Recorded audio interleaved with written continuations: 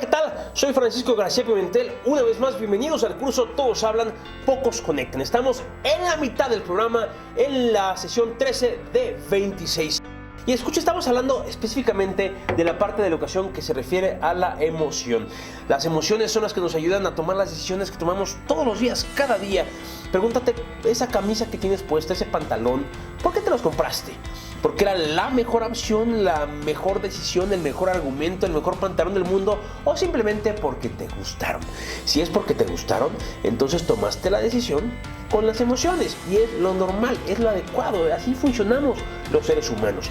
No podemos pretender otra cosa. Nos gusta estar inspirados, nos gusta estar motivados. Y las personas constantemente buscamos motivación, inspiración en donde podamos. Si tú le das a las personas inspiración, motivación y sentido, entonces esas personas te van a poner atención.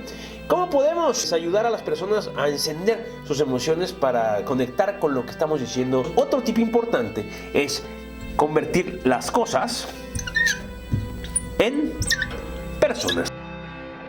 Este proceso se llama humanización. Y es una herramienta de oratoria fundamental para que la gente pueda entender lo que estás hablando y sobre todo conectarse con ellos. ¿Cómo funciona? Si quieres que las personas se emocionen con lo que estás hablando, tienes que humanizar lo que sea que tú estés hablando. Por ejemplo, si estás hablando, digamos, de un elemento fundamental como el hambre en un país lejano. Por ejemplo, vamos a pensar en un país en África que tienes que hablar de la pobreza en ese país. Antes de lanzarte a hablar de las teorías, o hablar de los números, o hablar de las estadísticas, o hablar de los procesos, o de la historia de este país, es importante que humanices. Por ejemplo, ¿cómo humanizas? Es muy sencillo. Hay que ponerle nombre y rostro a las cosas. Nombre y rostro. Así que no te lances a hablar, por ejemplo, de los 20,000 o 30,000 o 100,000 o 200,000 personas que tienen hambre en África. Porque recuerda, somos muy malos para procesar números de esos tamaños y a tu cerebro le da igual más o menos si dices 10,000 personas tienen hambre que 100,000 personas tienen hambre. La emoción no cambia, el impacto no cambia. De manera que no se logra generar un interés real. El interés se genera cuando las cosas se humanizan, de manera que antes de hablar de los miles de personas, habla de una persona.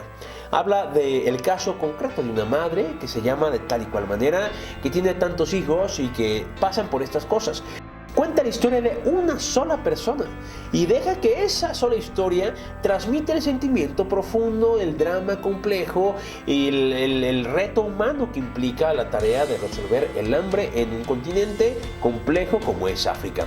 Porque si la gente logra interesarse en una persona, entonces puedes interesarla en un problema. Pero las personas no se enfrentan o no se conectan con problemas. En este momento, por ejemplo, las noticias se dan cuenta de los grandes fuegos en Australia. Sin lugar a dudas, una cosa muy grave. Sin embargo, he visto pocas historias concretas de personas que están en medio de la tragedia y es por tanto que puedo observar, porque lo observo, que la historia no ha tenido casi ningún impacto en el entorno en donde nos vivimos. Sin embargo, el interés nos puede nacer si conocemos a una persona con nombre y apellido que está allí.